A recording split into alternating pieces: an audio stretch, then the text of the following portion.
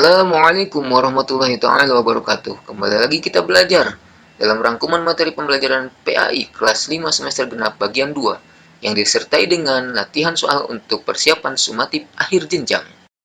Terima kasih kepada yang sudah subscribe, like, and share. Semoga mendapatkan pahala kebaikan yang berlipat dari Allah Subhanahu wa taala. Baiklah, kita mulai belajar indahnya sholat tarawih dan tadarus Al-Quran. Bulan Ramadan sering juga disebut bulan ibadah, karena pada bulan itu segala aktivitas ibadah dilipat gandakan pahalanya. Selain berpuasa, Rasulullah SAW mengajak umatnya untuk memperbanyak ibadah seperti sholat tarawih, tadarus Al-Quran, bersedekah, dan perbuatan baik lainnya.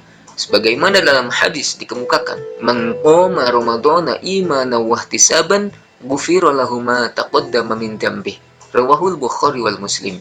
Yang artinya, barang siapa yang mengerjakan sholat malam pada bulan Ramadan karena iman kepada Allah Subhanahu wa taala dan karena mengharapkan pahala, maka akan diampuni baginya dosa yang telah lalu. Sholat tarawih disebut juga qiyamul lail Ramadan, yaitu sholat yang dilakukan setiap malam pada bulan Ramadan. Sedangkan di bulan-bulan lain tidak ada sholat tarawih. Hukum melaksanakan sholat tarawih adalah sunnah muakkad. Artinya, sholat sunnah yang sangat dianjurkan baik kepada laki-laki maupun perempuan. Boleh dikerjakan sendiri-sendiri atau berjamaah. Dilakukan sesudah sholat isya sampai waktu fajar. Bilangan rokaatnya boleh dilakukan 8 rokaat dan boleh 20 rokaat. Sholat tarawih dalam bahasa Arab adalah bentuk jamak dari tarwihatun, yang berarti waktu saat untuk istirahat. Dinamakan demikian karena para sahabat melaksanakannya dengan beristirahat setelah selesai setiap 4 rokaat. Pada saat istirahat, ada kalanya diselingi dengan membaca Al-Quran. Pada masa Nabi, sholat tarawih dikerjakan sama seperti sholat sunat biasa. Yang membedakannya adalah niatnya. Nabi mengerjakan 8 rokaat dengan 2 rokaat 1 salam. Selanjutnya dianjurkan dengan sholat witir sebanyak 3 rokaat. Pada masa Khalifah Umar bin Khattab, sholat tarawih dikerjakan sebanyak 20 rokaat. Dilaksanakan dengan 2 rokaat 1 kali salam, lalu ditambah dengan sholat witir 3 rokaat dengan 2 kali salam. Lalu apa keutamaan sholat tarawih? Yaitu dapat menambah ketaatan kepada Allah Subhanahu wa taala. Kemudian Allah Subhanahu wa taala mengampuni dosa-dosanya, pahala ibadah ditulis seperti salah satu malam penuh, mempererat silaturahmi sesama kaum muslim.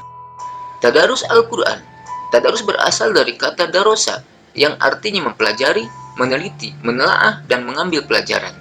Tadarus berarti mempelajari Al-Quran. Tadarus dapat dilakukan sendirian atau bersama-sama, baik di rumah, di musola, maupun di masjid. Pada masa Nabi Muhammad SAW, kegiatan tadarus Al-Quran dilakukan dengan berbagai cara. Ada sekedar membaca hingga khotam, ada yang menghafalnya, dan ada pula yang mempelajari isi kandungannya. Setiap bulan Ramadan, malaikat Jibril selalu turun untuk menyimak tadarus Nabi dan memperbaiki bila ada kesalahan. Membaca Al-Quran tidak sama seperti membaca kitab ataupun buku lainnya. Membaca Al-Quran hendaklah memperhatikan beberapa ketentuan di antaranya. Ketika akan membaca Al-Quran, hendaklah berwudu lebih dahulu. Mengawalinya dengan membaca ta'awud dan basmalah, di tempat yang bersih, berbusana bersih dan menutup aurat, dianjurkan menghadap kiblat, membawa Al-Quran dengan tenang dan tidak tergesa-gesa, membaca dengan suara sedang, tidak berbicara dan bersendak gurau. Tadarus Al-Quran sebaiknya dibimbing oleh orang yang sudah mahir membaca Al-Quran, supaya bacaannya dapat ditingkatkan melalui bimbingannya.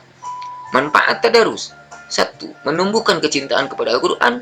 2. Memperlancar membaca Al-Quran. 3. Terlatih membaca dan mencintai Al-Quran. 4. Mendapat pahala yang berlipat ganda dari Allah. 5. Memperoleh ilmu tentang Al-Quran.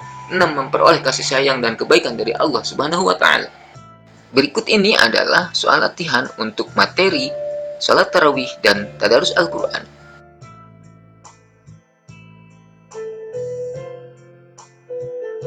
Pembelajaran selanjutnya adalah kisah teladan Luqman Al-Hakim dalam Al-Quran. Luqman adalah seorang hamba Allah yang disebutkan dalam Al-Quran surah Luqman. Dia seorang yang saleh dan patut diteladani. Dia juga terkenal bijaksana. Luqman bukanlah seorang nabi atau raja. Dia adalah manusia biasa yang soleh dan berakhlak mulia. Pekerjaannya sebagai tukang kayu, tukang jahit, juga sebagai pengembala kambing, dan pernah menjadi qadhi atau hakim pada masa Nabi Daud alaihissalam. Luqman selain dikenal sebagai seorang yang bertakwa dan berakhlak mulia, juga dikenal dengan ucapan-ucapan atau nasihatnya yang penuh hikmah. Selain itu, ia termasuk orang yang bijaksana, sehingga ia disebut Luqman Al-Hakim, artinya Luqman yang bijaksana. Nasihat Luqman kepada anaknya yaitu, Jangan musyrik atau menyekutukan Allah berdasarkan pada Al-Quran Surah Luqman ayat 13.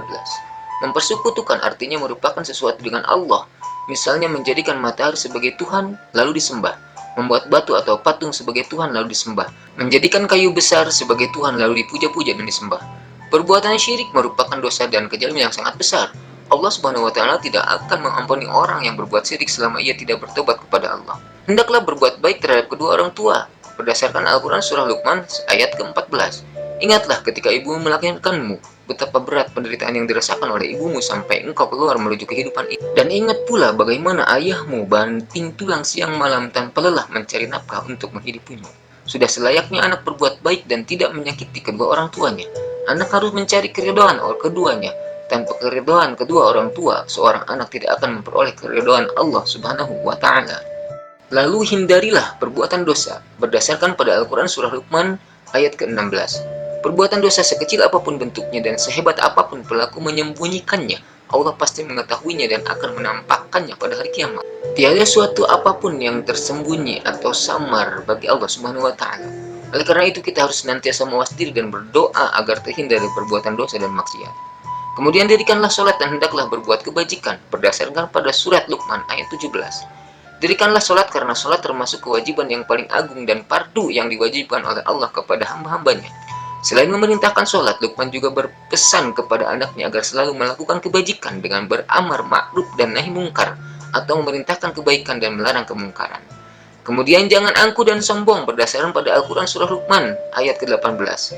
Ciri-ciri sikap angkuh dan sombong berdasarkan ayat di atas adalah memalingkan mukamu dari manusia karena sombong, berjalan di muka bumi dengan angkuh dan membanggakan diri sendiri. Larangan sombong berarti menuntut manusia untuk rendah hati. Kalau berjalan tidak angkuh, yaitu menampakkan kesenangan yang berlebihan. Selanjutnya ini adalah soal latihan untuk materi kisah teladan Luqman Al-Hakim dalam Al-Quran.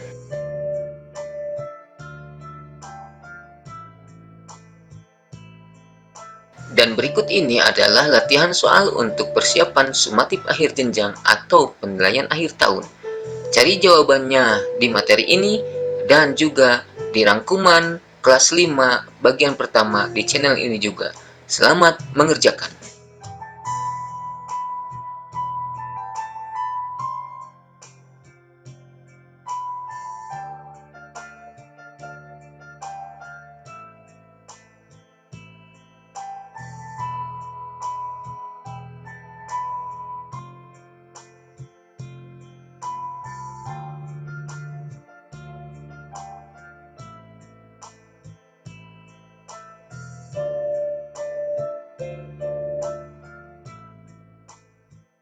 Alhamdulillahirrabbilalamin.